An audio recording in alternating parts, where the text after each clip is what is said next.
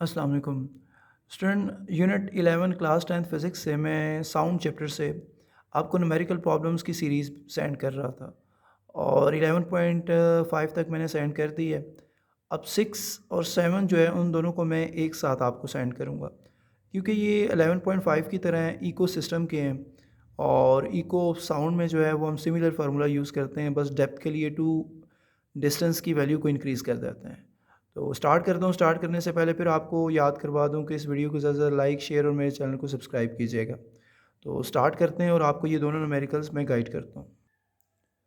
सबसे पहले 11.6 जो है, 11.5 को जब मैंने किया था तो मैंने आपको ये बताया था कि आपने ना इनकी स्टेटमेंट में सबसे ज़्यादा फ़ोकस करना है स्मॉल टी और वी पे।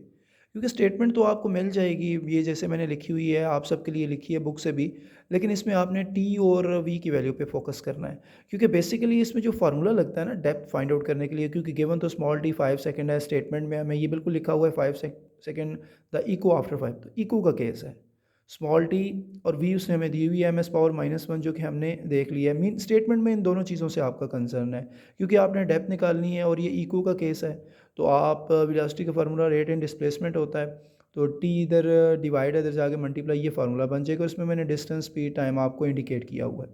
सो इको के लिए सिर्फ ये होता है, जैसे 11.5 में मैंने आपको बताया था, वही 6 और 7 में है, सिर्फ वी और टी की वैल्यू चेंज हो रही है।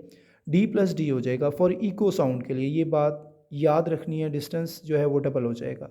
वी डॉट टी यानी कि दोनों की वैल्यूज़ को मल्टीप्लाई करेंगे, ये आंसर आ जाएगा। ये वैल्यूज़ हमें स्टेटमेंट में गिवन थी। अब जैसे ही मल्टीप्लाई किया ये आंसर आ गया, टू इधर मल्टीप्लाई था, इधर आगे क्या हो गया, डिवाइड हो गया। जब डिवाइड हुआ तो ये हमारा इस केस में आंसर आ गया जो 11.6 है। तो 11.6 जो है ये हमारा कंप्लीट हो गया है। अब जो है वो 11.7 की तरफ चलते हैं और फिर बात वही है कि 11.7 की स्टेटमेंट तो बड़ी लॉन्ग सी है, लेकिन इसमें हमने स्मॉल टी और वी पे कंसंट्रेट करना है। तो 11.7 में स्मॉल टी जो है 3.42 सेकेंड है और वी जो है 1531 एम एस पावर -1 है। तो डी ही हमने फाइंड आउट करना है। तो वेलोसिटी का फार्मूला क्लास 9th वाला लगाएंगे, वही ऊपर लगाया है, वही 11.5 में भी है, 6 में भी है और 7 में भी है। तो ये इधर डिवाइड है, इधर आगे मल्टीप्लाई हो जाएगा। इको के लिए जो है डी प्लस डी हो जाएगा, 2d हो जाएगा। ये तो आपने याद रखना है, बार बार आपको बता रहा हूँ।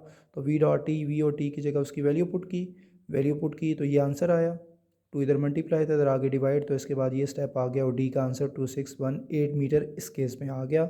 सो ये हमारा 11.7 था और बिल्कुल आपके सामने 11 पॉइंट चाहे 5 हो जो मैं भेज चुका हूँ, या ये 6 या 7 हो, ये इको साउंड की कॉम्बिनेशन है। और इको साउंड में सिर्फ हम जो डेप्थ होती है या डिस्टेंस होता है उसको डबल कर देते हैं, तो वो एक तरफ मल्टीप्लाई होता है, दूसरी तरफ जाके डिवाइड हो जाता है, तो हमें प्रॉपर आंसर आ जाता है और बुक से हम मैच करते हैं तो ये मैच भी हो जाता है। तो उम्मीद है ये सीरीज़ में जो फर्दर मैंने आपको क्वेश्चन सेंड कर दिए हैं न्यूमेरिकल प्रॉब्लम्स की फॉर्म में, ये आपको समझ आ गए होंगे। ज़्यादा से ज़्यादा कैलकुलेटर से इसकी प्रैक्टिस करनी है और फार्मूलाज़ की भी प्रैक्टिस करनी है ताकि आपकी ज़्यादा से ज़्यादा ग्रिप बन सके इनमें।